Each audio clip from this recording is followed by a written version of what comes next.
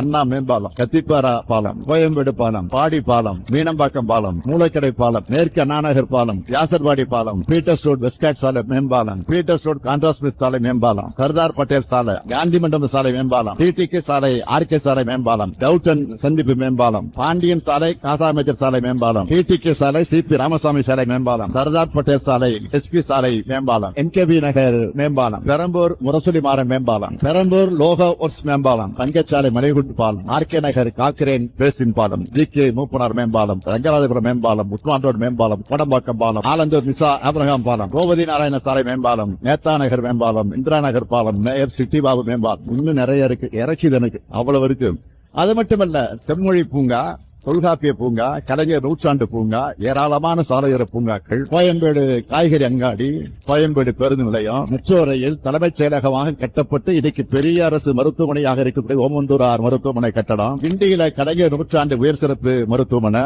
ஓஎம்ஆர்ல ID corridor, Idol park, Nenmeli மற்றும் மீஞ்சூர்ல கடல்நீரை குடிநீராக்கக்கூடிய திட்டம் இன்னும் மிகப்பெரிய பட்டியலை போட முடியும். அதனாலதான் எப்பவுமே சென்னை என்பது திமுகவுடைய கோட்டையாக விலகி கொண்டிருக்கிறது. சென்னையை எப்படி கடந்த காலங்களில் வளர்த்தெடுத்தோமோ அதே மாதிரி இன்னைக்கு தொடங்கி வைக்கப்பட்டிருக்கக்கூடிய இந்த திட்டங்கள் மூலமாக எதிர்காலத்துக்கு தேவையான கட்டமைப்புகளை உருவாக்கி சிங்கார சென்னையை கட்டி எழுப்புவோம். வந்தாரை வாழ வைக்கும் சென்னை, மெரினாவில் உதிக்கக்கூடிய